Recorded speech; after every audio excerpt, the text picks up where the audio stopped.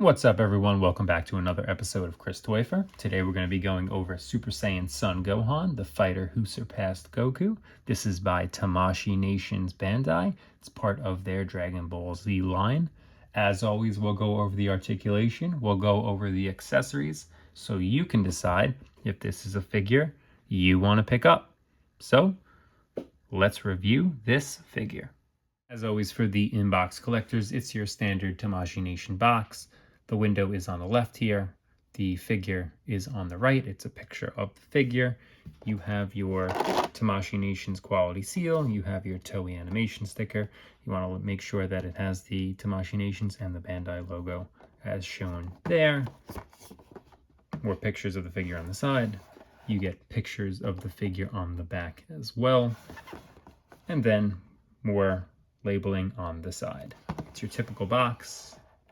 I always say, if it has a nice big window, this is a good figure to keep in the box if you choose to display it that way. For the accessories, he comes with 4 additional faceplates. He comes with a serious face. Good paint applications there. Good detail. He comes with a gridded teeth face. Same. Good paint applications, good detail. Attached to the windswept hair, he comes with an angry screaming face. Again, same detail, very good. Lines are crisp. And then he comes with the shocked face right before he snaps into Super Saiyan 2 when Android 16 is killed. And you can see there's some scuff marks on him because he is battle damaged at this point, but overall, really good face sculpts. It is worth mentioning on the alternate head, the shading, again, is on the front. It does look nice, gets that Super Saiyan glow, but on the back, there is no shading at all. Definitely looks better from the front. So Gohan does come with additional hands. He comes with a left and right of all these. He comes with fingers together, thumb in, like he's shooting a ki blast. Minimal sculpting. It does look really good. He comes with another ki blast, splayed fingers, open palm. And then he comes with his open, clenched fingers. This can be used for a battle pose, or maybe holding something. And then he comes with his traditional open finger, Kamehameha, left and right. Minor sculpting. Looks really good. Going over the figure, it does look really good. I think they captured the gi really well. I think they captured the colors really well. Just the presence of Gohan all around looks great. When you have the cloak on, his head doesn't really turn around a lot. It doesn't give you a lot of room between the neck peg and the head. So it kind of just clicks right into there. And then you only get a little bit. But the cape is wired. It's a pretty good wire on the sides throughout. So you can get really good wired posing, showing wind for the cape. Really one of the best wired capes that I've seen. It just looks really good, this figure.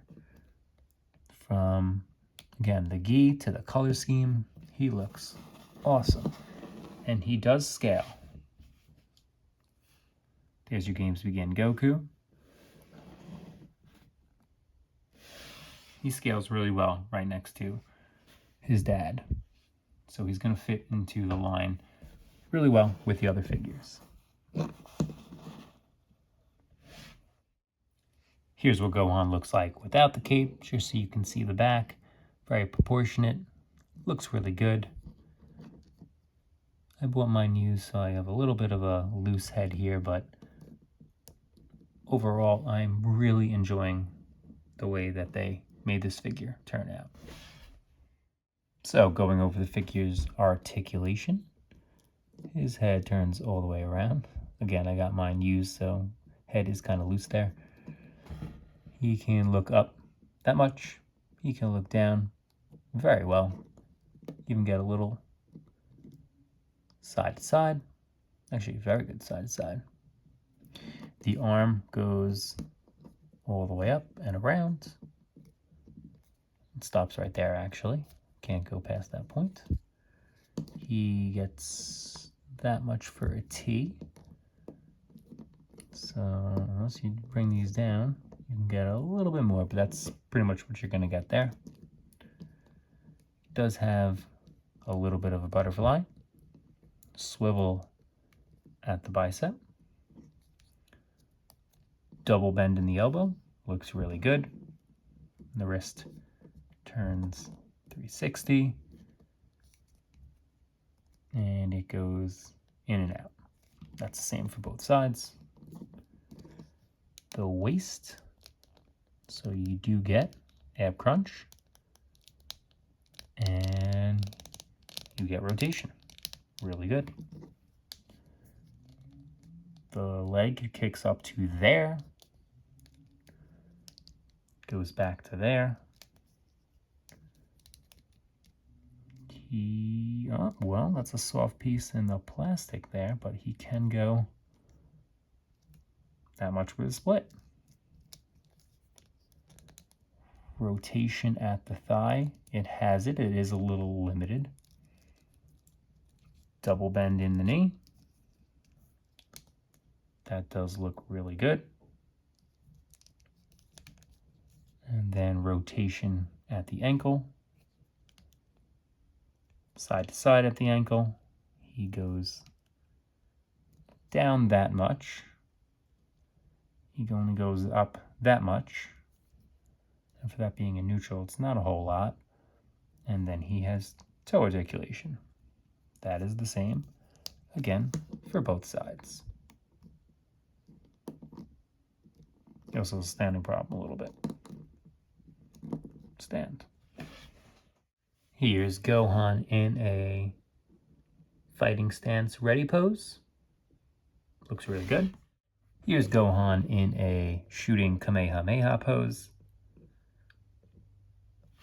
Here's Gohan in a kicking pose, and because the soft plastic, it allows you to bring the leg up, but also the design also leaves a gap in the back there. So definitely want to pose him where you can not see that gap. But the kick itself, the pose, again, looks really good from all angles. My final thoughts on this figure. This is an really good figure. If you can get it, even at retail, I think is around $65 to $70, or if you can get it secondhand used, this is definitely a pickup. I really think they did a very good job. The aesthetics, the colors, the changeable faces, even the cape. That cape is one of the best wired capes I've dealt with. Easy to get into any position, and it looks realistic to the anime and manga. So leave a comment, let me know what you think. I think this is a great pickup, but let me know what you think. The pegs on the hands, I do have to say, are so small.